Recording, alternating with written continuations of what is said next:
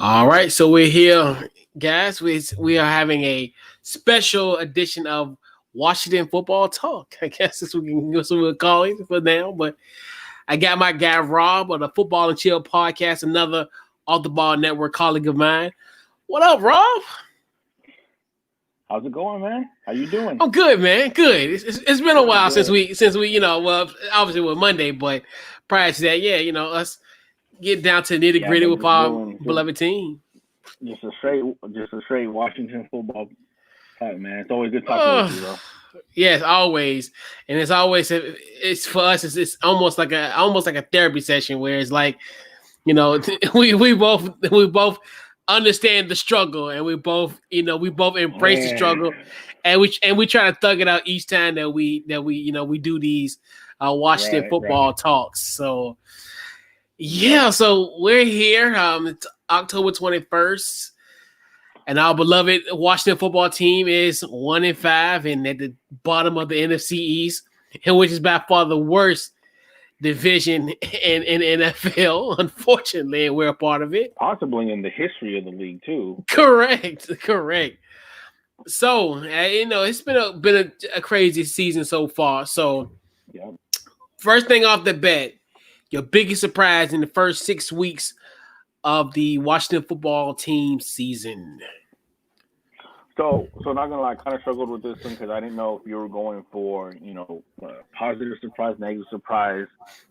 Any of it. But I tried to be as positive as I could, and Kendall Fuller is. You couldn't really call it a surprise because we know he can ball out. He did with us when he was in his first stint after we drafted him. Obviously, we traded him to Kansas City in the Alex Smith deal, and he balled out there, won himself a ring. Good for him. But he's tied for the league lead in interceptions right now.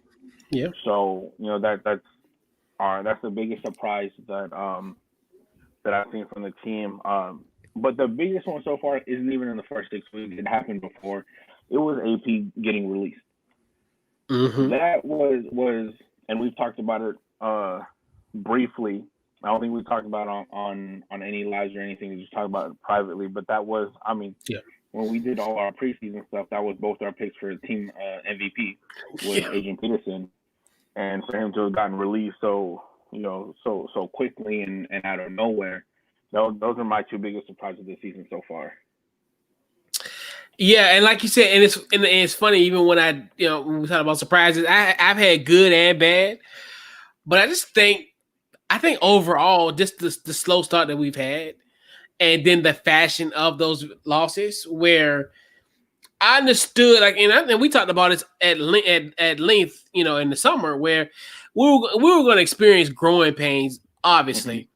But there was a lot of games I look at certain instances where we could have just capitalized. I think one that really come to my mind is the Cleveland game, where essentially where we had a lead on this team, we held the running backs in check, but the turnovers, I think three out of those turnovers were in our own territory, which and that's when kind of the running game kind of broke open for Cleveland, and essentially that's how they got the victory. I think even going back to last week, losing by 1 point, and just the miscues of Kyle Allen in that game in certain spots, essentially that fumble recovery that turned into a touchdown, which ended up in essence being the game winning touchdown for the Giants. So those things, and then just the mishandling of the quarterback carousel that is in Washington. That's kind of right. It's been a shock. I thought it was more so. I figured, he would have Dwayne would have a little bit more time to kind of get everything together, more so than I thought. Like, especially considering the fact I thought he was getting better. He was progressing a little bit better.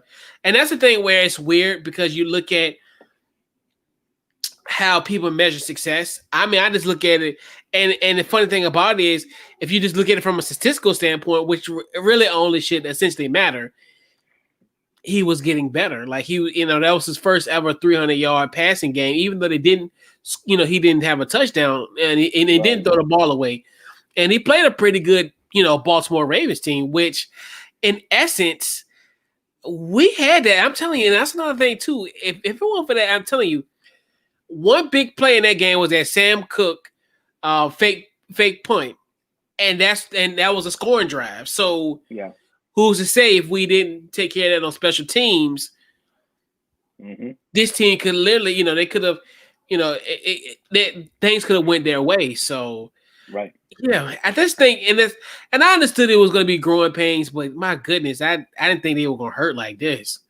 Yeah, especially after that first game against Philly. Yeah, down 17, Dwayne Haskins showed that drive, and from reports, Ron Rivera dealing with his cancer situation, so he was in an IV at halftime. Dwayne Haskins took over as leader, gave whatever speech he gave, rallied back, and was able to get that dub. After that, I was very, very confident in the season. I was very hopeful, especially with looking at it now, how bad the division is. Just like you were just saying, I mean, we're 1-5, and we're still very much within winning the division. We could either win the division or get the first overall pick, and that's all 4 teams right now. We're all in the hunt to win the division. We're all in the hunt for that number 1 pick. It's crazy. Yeah, and that's what. Yeah. Mm-hmm. To go back to your point about special teams, that's what hurt us against the Giants. That first drive, it was our first drive, missed that field goal, and then came back to bite us in the ass. Yeah.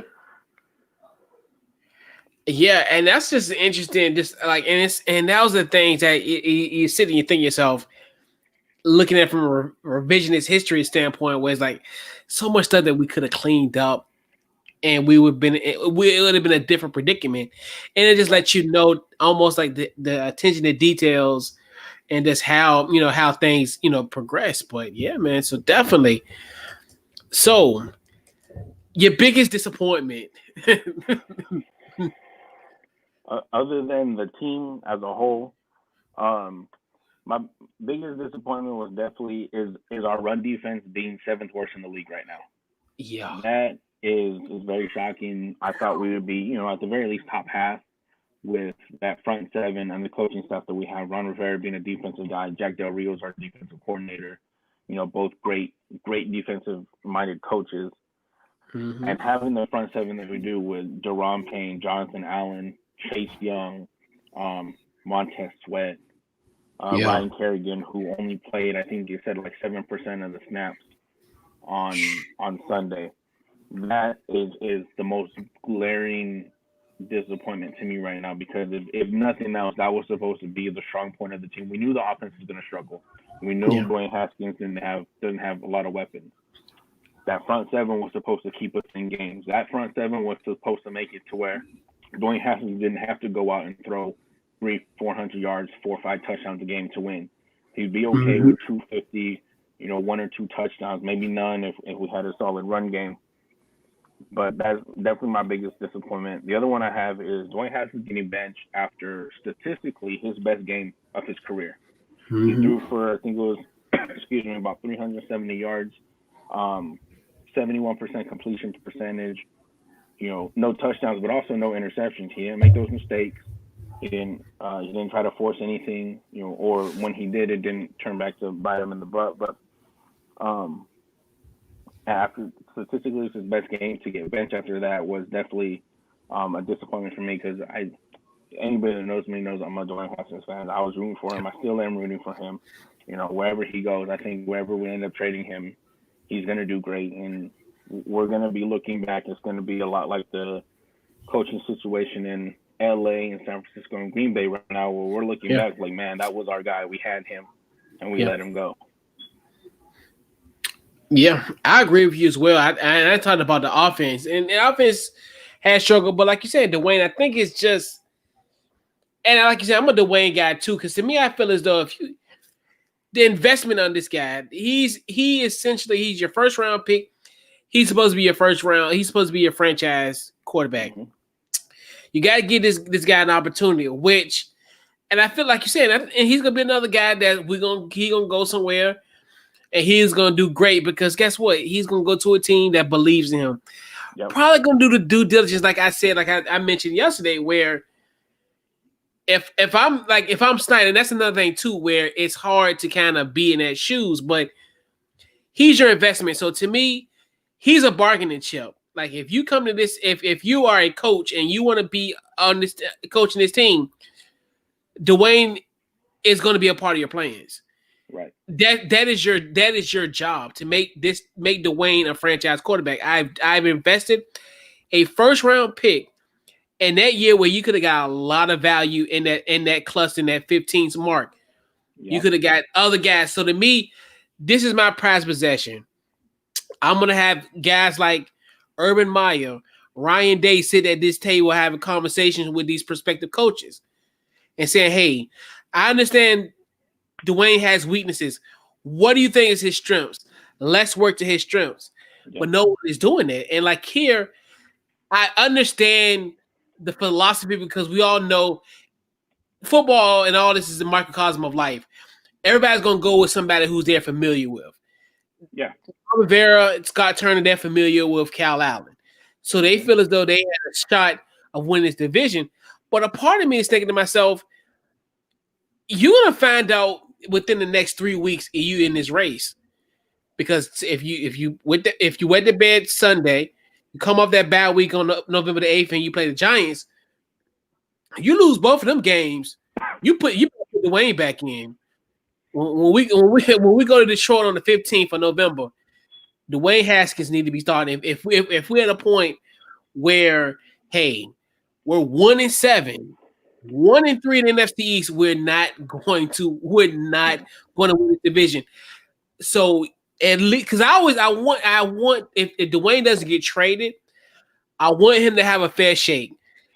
If you put him in, like you said, if I say it like I said, on November the 15th, you still got about 6-7 weeks of quality film that we can look at and see, hey, and going to your point, Bob, where if we do land that number 1 spot or that number 2 or whatever, then we can say, okay, well, we got a body of work in this administration, this Scott Turner, offensive coordinator, Ron Rivera era, administration, whatever you want to call it.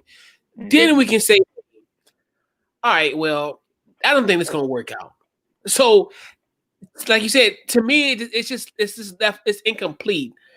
You know, like we were saying, where you bench a guy who was coming off of somewhat of a career year as far as yardage standpoint. So it's incomplete. So now we all like you. Most of our fan base, I'm not going to say all, but the logical ones like you and I look at it and say, he has an incomplete body of work. Yeah. And we need to figure this out because you got to think about it. He is a first round draft pick. Mm-hmm. And this is a situation. And then if you try to trade him and get rid of him, what you going to get? You're not going to get nothing for him because now you essentially ruin his value. Right. With such a small body of work. And honestly, not that it's been good or bad. It's one, like you said, incomplete, and he hasn't had good teams. He has not had a good team around him. Any of the 8 games he started, or whatever amount of games that he has actually started. So I mean, you can't really expect much. You can expect stuff out of him, but at the same time, football is the ultimate team sport. Regardless of what you think, ultimate team sport. One player. This isn't basketball where wherever LeBron goes, automatic title contender. But you need those other 10 guys around you, and he hasn't had that. Our offensive line last year was banged up. Trent Williams sat out. Same thing this year. Our offensive line is banged up. No weapons, almost no run game. So even like you said, if we were to trade him, we're not going to get a whole lot. We might be lucky if we can get a 4th or 3rd rounder for him, but you're not going to do much better than a 4th right now for him. Right. This reminds me a lot of the RG3 situation. This is a lot. You're drafted by essentially a head coach on a hot seat, which I don't know if Mike Shanahan was on the hot seat in 2012, but being drafted first round, especially. So when we drafted RG3, we gave a king's ransom in draft picks to go get him. And then a new coaching staff comes in, a new GM comes in. Already, Jay Gruden wasn't a fan of him. He likes his pocket passers like Andy Dalton, like a Kirk Cousins. RG3 never got a fair shake. His offensive line was really bad as well.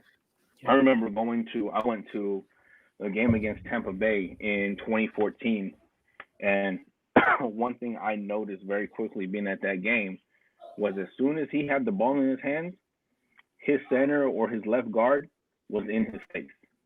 He had almost no time to throw at all. So, yeah, you can say what you want about RG3, about his mindset, where it was coming off the ACL tear, focusing on his brand. Yeah, you can say whatever. But at the end of the day, he did not have a good offensive line. And you put anybody behind a bad offensive line, they're not going to do good. And, with Dwayne now, he did get drafted by a head coach who was on the hot seat, who, if you believe the rumors that have come out, didn't want him. They wanted Daniel Jones. Say what you want about that. But you're already behind the 8 ball with that. You're constantly hearing every week on ESPN and NFL Network and every sports news network that, coaching staff doesn't believe in him. Coaching staff doesn't believe I'm ready. I don't care who you are. That you can be the most mentally tough person in the world. If you constantly hear the person that spent a first-round draft pick does not think you are ready, does not think you are able to do this, it's going to take a toll on you. Right. To get thrown in against the Giants with no preparation whatsoever, no first team reps, you he was set up for failure. Right. Everybody saw that. He saw that. We saw that. The analysts saw it. The experts saw it. Everybody saw that. He was set up for failure. Jay Gruden wanted him to fail. And it's sad that people are like that. I know somebody personally like that wants other people to fail so he looks good. He threw him out there to say, look, I threw him out there. I did what you guys want, and look what happened. Right. No first team reps, of course. It's a lot like the RG3 era, and I feel bad for Dwayne Haskins. I really do. But I do. Even to what you said about if we're going into the November 15th game 1-7, we still might be in the running for the division. So, yeah, throw Dwayne Haskins in there because you're either going to get a high draft pick or you're going to win the division. Right. Whatever happens, is that way you can base the last half of the season on, you can base his whether you want to keep him or not. If he does well, get you into the playoffs, all right, you got something there. If you lose the rest of the games, get the top 3 pick again, all right, let's move on from him. Right. And that's how you would literally, and how we sum this up, it should be the rationale in the front office. Because and that's the thing that kills me, and it's so crazy that they were in the meme that RG3 and Dwayne together, and they did a side by side for the Get Out, the movie. Remember the movie Get Out. Yeah. So, and I used to think that's a joke, but literally it's a stark reality to what's Dwayne going, where it's almost like, hey, I've been there before. Get yourself out of here. That's how it feels. And like you saying, it's just really disappointing where it's just like you're saying.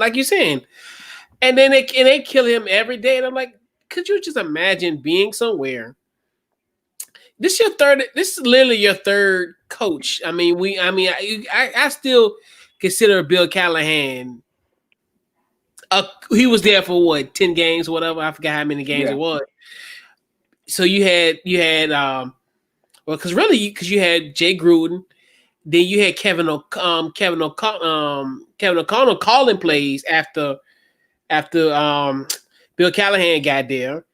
Then now you got Ron Rivera, and then you got Scott Turner, and this is fourth offensive coordinator. Yeah, and you gotta think to yourself and then at least when you look at like a situation like a Baker Mayfield, he has Jarvis Landry, he has Odell Beckham, he has Austin Hooper, he has a wealth of not but anyway, they have talented. They got weapons. Yeah. They got weapons, and they got a decent offensive line, and got 2 guys that can run for 1,000 yards at any given season. Yep. Dwayne has nobody. He has Terry McLaurin, and that's it. That's it. And then also, and another thing, our run offense is horrible. Like we're averaging we're 30th in the league. I think we only getting less than 90 a game. It's bad. It's right. And that's another thing you got to think. Yeah. Go ahead. Yeah, and that's another thing too, where if you got production from the running game coupled with his defense, then you think to yourself, okay, well then if we have a good running game, maybe that opened up the passing. That's another thing too, when both of those combinations that should be working intertwined, we're last in generally in all those categories statistically. Mm-hmm. And you're like, how and that's the thing, is like it's lazy to say like, oh well, Dwayne, he's just, he's this and the third. Yes, I understand. Yeah, Dwayne is 23, he's young, but still at the same token, the cupboard is bare. Like, you can't sit here with a straight face or any type of thing. You got to think to yourself like, oh, this is Dwayne's fault. I mean, Dwayne has had some miscues, but he has nothing. I've never seen nothing like this where, he's had, because even with RG3, my goodness, he had guys like Santana Moss. He had like Pierre Garcon, Deshaun Jackson. He had at least perennial 1,000-yard receivers, and then he had Alfred Morris backfield, Chris Cooley. Like, he had Jordan Reed. Like, at least with him, he had weapons. Yep. Dwayne has nothing. Like, Dwayne, absolutely nobody. One of his favorite targets is Logan Logan Thomas, our former quarterback at that, and Jeremy Sprinkle. That's Stephen Boy from Arkansas. Yeah. That's.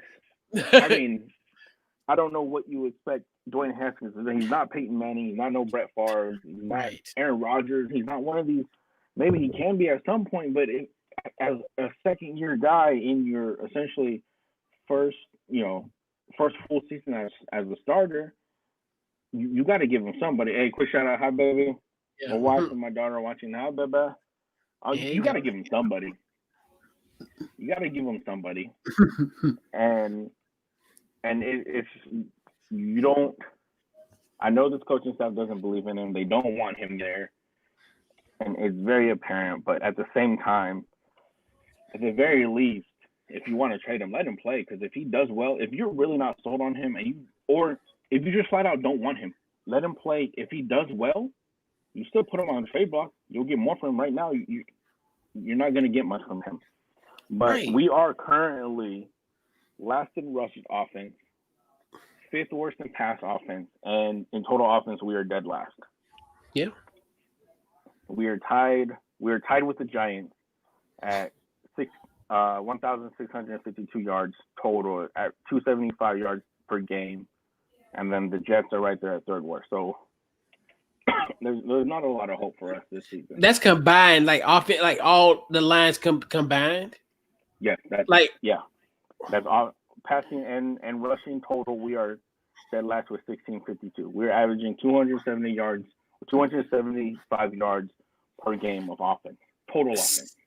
We only got 1,600 yards in 7 games. I mean, 6 games. In 6 games, yep. Damn, that's embarrassing.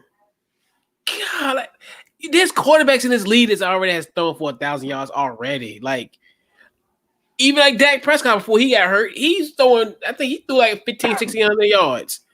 Dak Prescott had. Let me see what Dak Prescott has real quick, because I think Dak Prescott has almost doubled. Yeah, our production.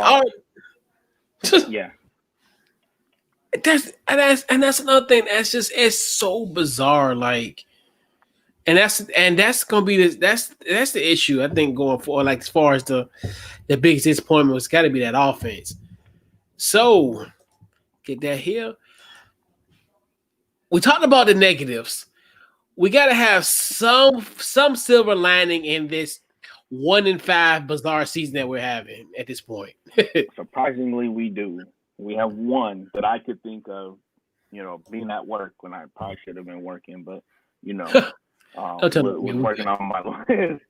But the one silver lining that I could find was, again, I spoke on him a little bit earlier, was Kendall Fuller. Yeah, he's balling out. He's a ball hawk right now. He's finding where the ball is and he's getting there. And he hasn't been all, easy hit him in the numbers type interceptions. I think one against New York was through the back of the end zone where he had to do a little toe drag swag and he was able to hold on to it, get his foot placement down.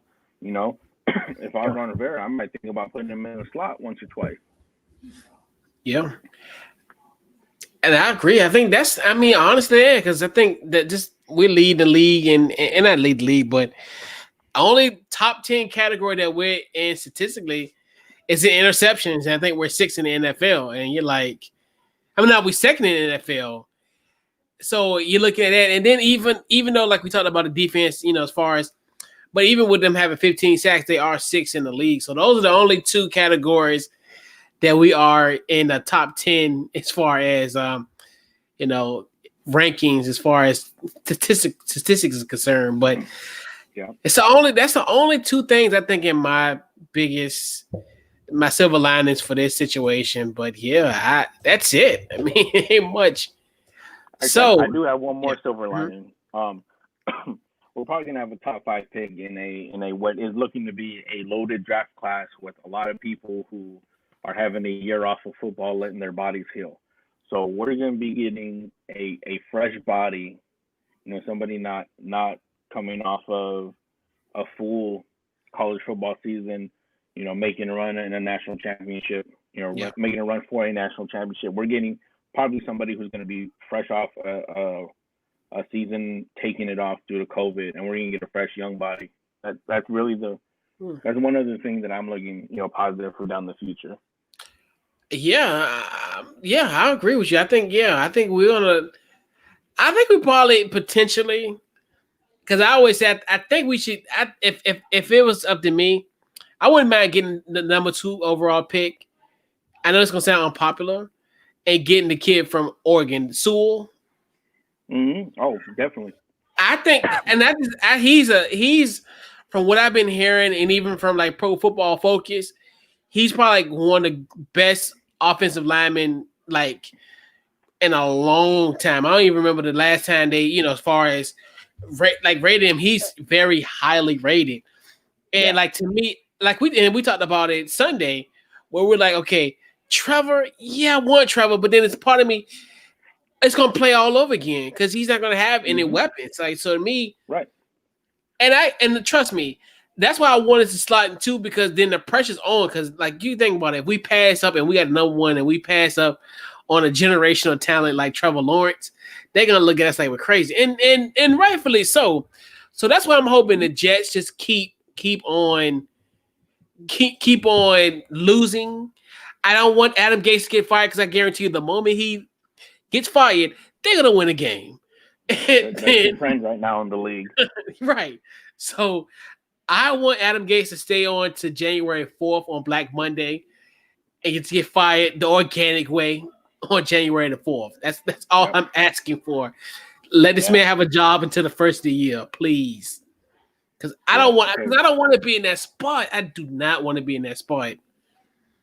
I wouldn't be upset with getting, the 2nd or 1st overall pick.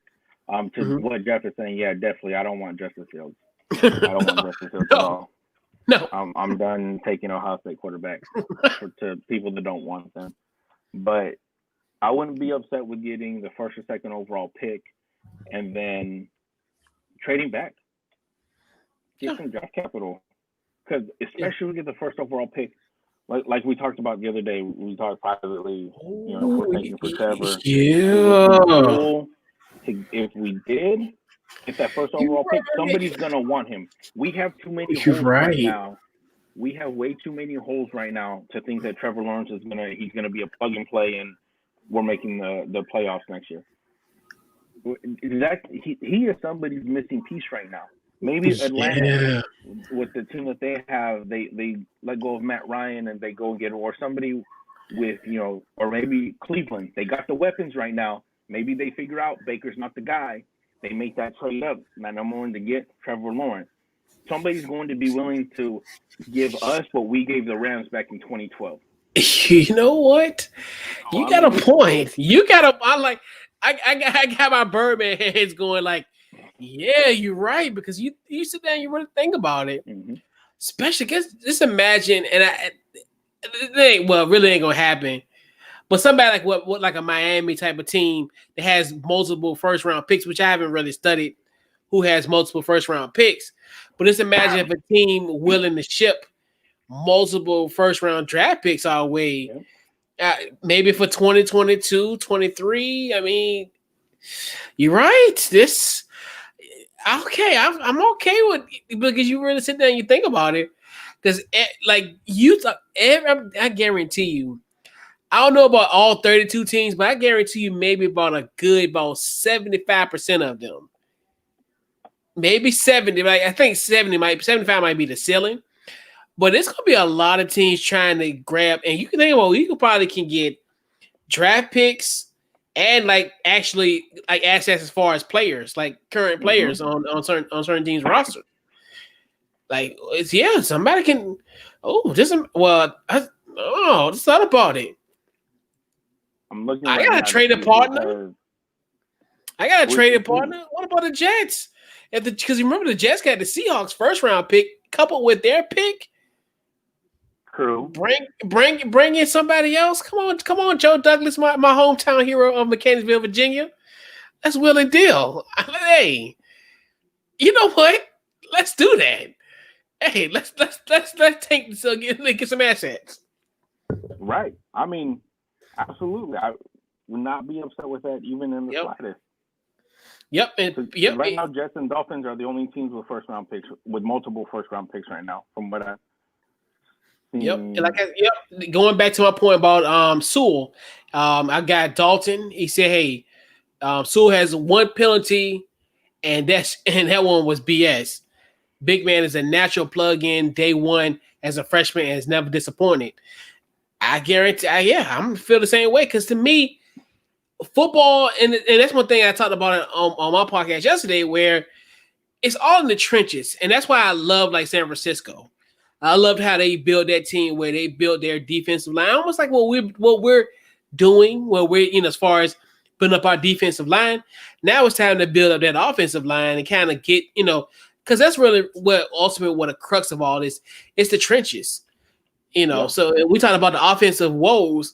You get a guy like him who can protect whoever's there. Cal Allen, Alex Smith, I don't know, Sam Donald, I don't know, like who knows? So many people, right? Whoever's there, either Cruz could be at the quarterback or I could be at the quarterback. I know I'm protected. Yep. Yeah. Exactly. Whoever gonna be there, either one of us or somebody else, will be protected. But because as long as somebody has to be, they are one player away. I do believe that if Baker ends up not being the guy, the Browns they pretty much are a quarterback away from being a dominant team. Yeah, they have from what appears to have the right coaching staff finally. I don't know about the GM. I'm a big Ken Dorsey fan, or not Ken Dorsey. What was his name? Who? The old GM of the. I know something. Oh, John Dorsey. John Dorsey. Yes. Yeah. And we need, and that's another thing too. And he's another guy. Like I wouldn't mind him come to us. I don't mind it either. Because I'm not a fan of coaches being a GM. I don't. I mean, I understand. Like I understand. Well, right, and that's the thing where I understand like the Bill Parcells philosophy, saying, "Hey, you want me to cook the meal, but you don't give me no groceries," and I understand that. But that's still a big ask to me. I think, especially in this league and with everything that's going on, it's a little different now. But a part of me is like, we need a solid gentleman. Like, I would love, and just imagine we get him a Washington football sweater with the khaki shorts. Man, he could have us all dressing like him. Yep. Because there's very few coaches who can do it. Bill O'Brien was proving every single day he cannot. Bill Belichick, everybody wants to be Bill Belichick, but nobody is. Bill Belichick is the only Bill Belichick out there. Probably the only one we'll ever see again. Certainly in our lifetime. Yeah. Maybe ever. But it's a hard job. We sit here from our desks and our rooms and our living rooms and say, oh yeah, I wouldn't have signed him, or I don't think he's the number one pick, or I think if we do tank, if we do get the number one pick, trade to get a bunch of assets. It's easy for us to do it. Our jobs are on the line. Correct. I was not a huge fan of Baker Mayfield coming out of college as far as the number one pick. I'm a huge fan of him as a player and as a person. Number one overall pick, was not a fan. I thought the Browns should have gone Saquon at number 1, and then Bradley Chubb at 4. Yeah. I thought that's what they should have done. I think Terrell Pryor. I'm blanking on names today. Dude with the Chargers now, who might not ever play again. Tyrod Taylor. Tyrod Taylor, yeah. Yeah. So I thought he was a very, very serviceable quarterback. He's a game manager. All you have to do is just make sure you don't turn the ball over, which he can do. That's what I would have done if I was the GM. But again, the next day after that draft, or whenever this number 1 overall pick doesn't pan out, I still got my job. If and when Baker Mayfield gets released or traded to another team and is out of the league, I got my job to go to the next day. Right. So easy for us to do it. I wish I could be a GM. I think I could be a GM. I really do. Right. But at the same time, And then, like you said, right, it's easy to be a GM. Like, and going back to your point with Bill O'Brien, look what's going to happen with them. So they 1-5, just like us. Mm-hmm. They don't have a first round pick because guess what? They traded to Miami for Laramie Tunsil. Laramie Tunsil, yep. And then you're like, what? Like, Miami's probably gonna get like Jamar Chase and Tua and Jamar Chase probably be one of the most dynamic duos in NFL history, potentially. And that is on Bill O'Brien's resume. That should be on Bill O'Brien's resume. Mm-hmm. Whoever the Dolphins get in 2021 draft, that should be on his resume. Like, look, he definitely gave the Miami Dolphins a gift with that pick. But that's true. Oh yeah, that's right. Oh my God. I think about it all the time. Like, man, he's killing it for Arizona. He's so dynamic. I tried so hard to defend that trade when it happened. Me and Mo, we worked together on the same boat. We talked about it at work, and I tried so hard to defend it. I was like, look, David Johnson could be the old David Johnson again. If that would have happened, it'd be a great trade. But, I mean, obviously, David Johnson is not the old David Johnson of that one season he had. And he's a running back. So, that wear and tear, of course, is that wear and tear just hits differently on a running back. Yeah. David Johnson. I remember we used to live in a world once upon a time where we was like, man, he should be the number 1 pick in everybody's fantasy draft. Mm-hmm. Wow. Yeah. So, and this is in normal times, in normal circumstances, Dallas week would be pretty very ceremonial. Yep. It's this year in a weird way. It just feels like a normal game. So, what are the key? So what are the keys for us beating Dallas? I think I might have worded that wrong. Keys to a Dallas victory. Well, we'll take that. But yeah. So what are the keys for a Washington football victory? Number 1 is a fast start. We know that's not our forte right now. Is fast starts.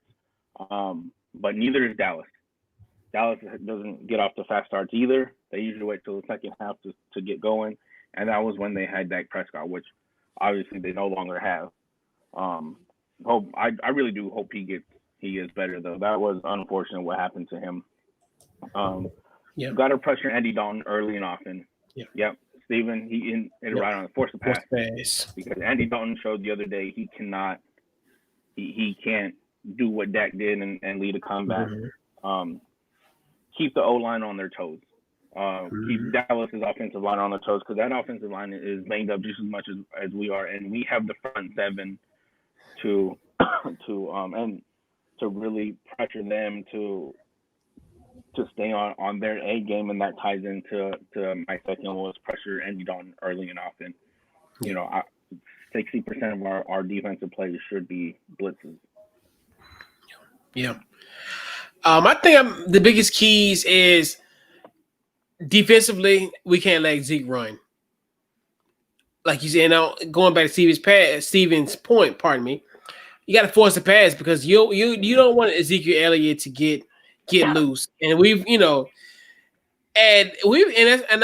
when we talked about earlier about the Cleveland situation where I was really impressed how they started the run game until obviously the turnovers kind of came into fruition. But I think the biggest keys, and to me, this is gonna be a biggest test because this Dallas defense is historically bad. Like they have gave up 216 points. 218 points in such this short period of time. Mm-hmm. And to me, this lets me know, hey, if you can't score on this team, you can cancel Christmas. Because if you can't score on this team, and if you can't at least get, because they average 19 a game. If you can't get 21 on this team, you could throw the season out the trash. Like literally put Dwayne back in. And either Dwayne or Alex Smith, one of the two. Yeah. To Dalton's point, though, I mean, yeah, to an extent, sure, but I mean, like I said earlier, we still got Chase Young. Big Matt is on IR, but we still got Chase Young, who is regularly getting double teamed. We still got Montez Sweat, who has shown enormous heart and hustle. I saw one clip the other day or earlier today on Twitter of him coming off the weak side.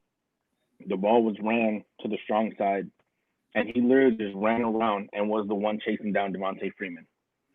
Yeah. So he shows heart, he shows hustle.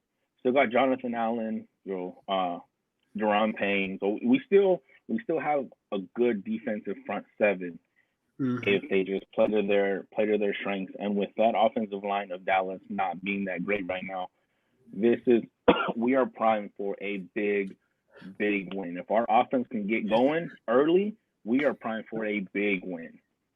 I think so too. I think, like you said, we gotta attack early and just get some points on the board. And this is where I really want to see how this team performs.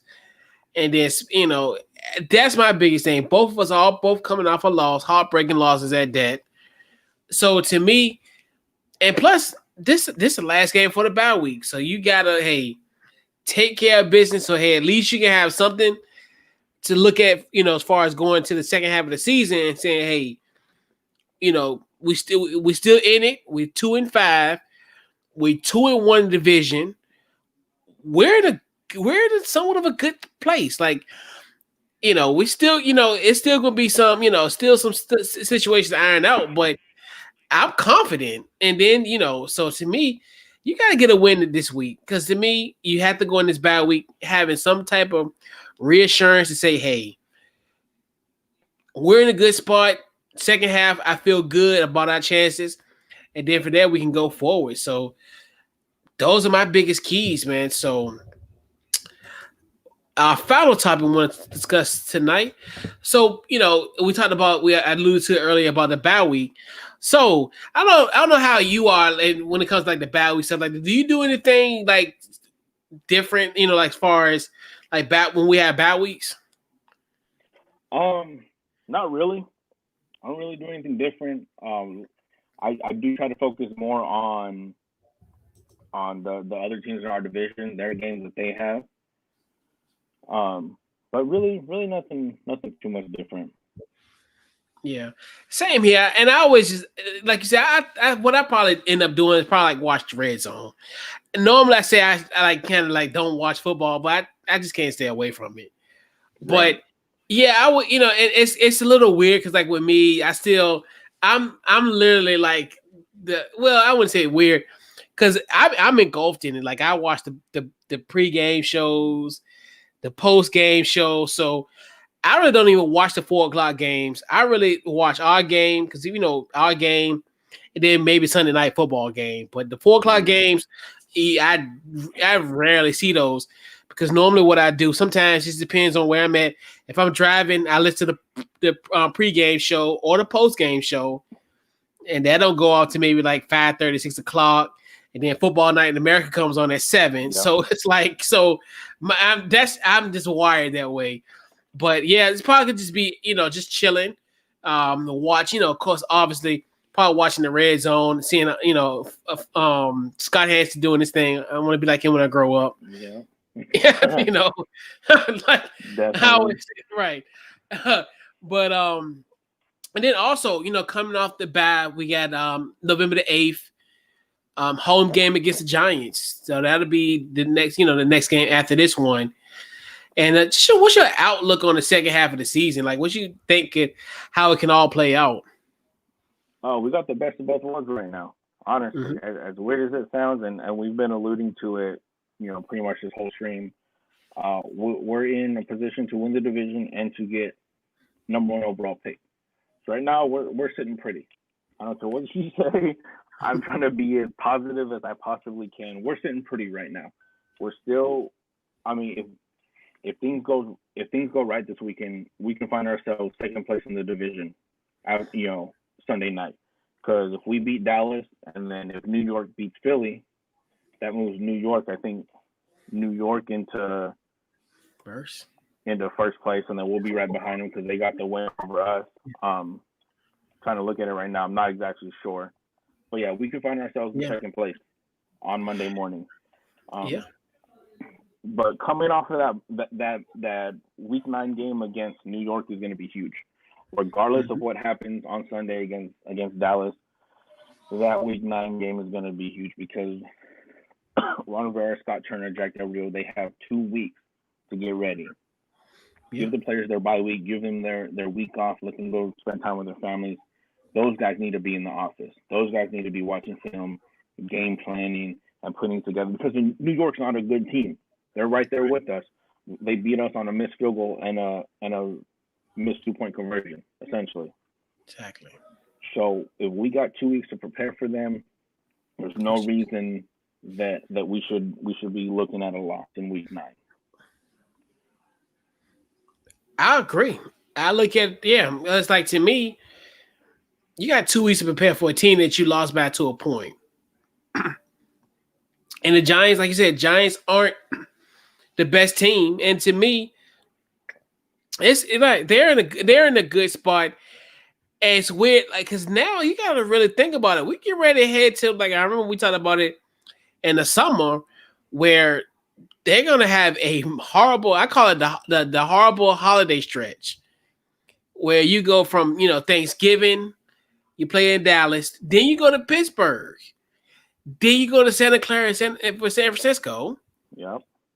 And then, lo and behold, the Sunday before Christmas on December the 20th, Russell Wilson comes into town and his MVP exploits. And you're like, like, the time is now, because and the thing about it, and even with San Francisco being down like they are, they're still a scary team. And that's that's another thing too, where you're like, even when you thought about, like, well, God, most of those guys are gonna be out, but then San Francisco still poses as a challenge as well. And then, and then you go to Pittsburgh. Who knows where Pittsburgh will be then that situation. And then, because that's such a rough stretch. And then Seattle, and lo and behold, Russell Wilson's still undefeated in the East Coast. Yep. That's crazy. That man been around for 8 years, and he's never lost a game in East Coast Standard Time. Even with winning the Super Bowl in 2012 or 2013, or 2014, I think, whatever year he won it, he's arguably playing his best football right now. Yeah. In year 8. Mm-hmm. Yeah. And that's another thing too. And then you got, to end out the season, you got Carolina, and then you go to Philly on January the 3rd. But to me, like, and not to bring up old memories, but just like your boy say, Bruce Allen say, the time is now. Like, the future is now. Future is now. The quote, the great Bruce Allen. that's still better than his culture is damn good. Yeah. That will forever baffle me. Yeah. And he said it with such a straight face. Like I couldn't tell if he was just a really good BSer or if he truly believed that. Either one, I'm afraid of. But we have 1, 2, 3, 4, 5 very winnable games in the future. We got Dallas next. Then going into the bye week, we got New York off the bye week, Detroit, Cincinnati, and Dallas again. Yeah. 5 very winnable games where we could potentially go 4-1. Yeah. I hope we break the brakes off of Cincinnati, though. I'm just saying. Yeah. My wife is a Bengals fan. I hope that's not even a competition. And then that's when, like you said, we go at Pittsburgh, at San Francisco. Seattle comes to town. We get Carolina, and then at Philly. So if we can pull out 4-1 against that 5-game stretch, and then even 1-3 against, because San Francisco is probably going to be our best chance to win out of those 3 games if we have, chance to win at any of those games.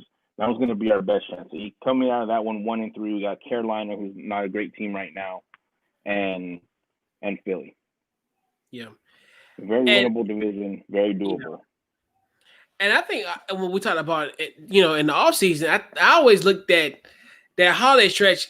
To me, my biggest hope at that point that we're playing meaningful football, where, in essence, where there isn't, we can say, hey, okay, well, we go to Dallas Thanksgiving, boom, we take care of business. Go to Pittsburgh, December. Are we still in the playoff race? Are we still, because, how we're projecting it, okay, well, this team will literally be, if they take care of business against Dallas and they beat them twice, and then the Giants, this team could be 4-1 in the NFC East going into the month of December. Yep. And you think to yourself, and I think me and Jeff talked about this earlier, where it could be a good chance that 7 wins could win this division. I know ESPN, I saw something earlier today, ESPN, their FPI is projecting the Eagles to win the division at 6-9-1. That's the FPI prediction to win the division, 6-9-1. And that's another thing, too, that tackle helped them. Oh, that's tremendously. Yeah, and that's why, it's especially in 2020 NFC East, like folklore, it's gonna count like a win. It's gonna be like a win for them. Yeah. It's gonna be like, who'd have thunk, like, wow, them time with Cincinnati pretty much put them in the playoffs by that time. Because you're right. Because it's funny because in 2016, our tie with the Bengals is what kept us out of the playoffs. Kept us out of it. Right. Oh God, that game, the one in London, that stressed me out. I guess the Cincinnati Bengals. Yeah, me neither. I digress. Oh, that's right. We playing it. Oh, never. Yeah, be quiet about it. They playing it all, but yeah. But yeah, man. So definitely. Oh man, see. But yeah, man. Definitely appreciate you for coming through. We do this more often. We're gonna do this more often. We'll work something out and get everything, all the kinks out of this, and get everything together. But Rob, where can they find you on social media? You already know where you can find me: Facebook, Football and Chill Podcast; Instagram, the same, Football and Chill Podcast; Twitter, FNC Pod. Still, I'm trying to be more active lately. I'm still working on what I hope to be a dope article, just to give y'all a hint of what it is. It's the NFL was in the best position to make this whole COVID thing work, and they didn't. Plain and simple, that they are failing miserably. But as always, thanks, Chris, for having me on. It's always fun talking Washington football with you, bro. Yeah, man. We'll definitely do this more often. We'll work something out, and we're gonna put it. We'll put some names to it and kind of put some stuff together with it. But hey, definitely appreciate you for coming on, and man, hell to the Washington football team. Guess HTTTF. Fight for ODC, I guess. Yeah, we'll stick with that for now. Yeah, and definitely thanks everybody for checking us out tonight. Hey, definitely appreciate the support, their interactions. Man, we love it. And we're gonna do this again, and we want you guys to definitely come back on and interact with us, and definitely appreciate it. This has been Washington Football Talk with I'm sorry, I got Rob. one more thing. That's my Yeah, bad. I'm sorry. Yeah, you I got good? one Yeah. more thing. For those of you who don't know, our VP Mo, who was in an accident yesterday, he is awaiting surgery. He's gonna get surgery in the next week or so. Mo, we got you in our thoughts, bro. Always. Yeah. Love Our you, prayers. bro. Yeah. Prayers, little bro. We got let you. me know. Yeah. That's one thing with us at Out the Ball Network, man. We family. We brothers in this. So hey, man, we praying for you, and hey, we wishing for a speedy recovery. And we ready for that. We ready to give you some LeBron slander.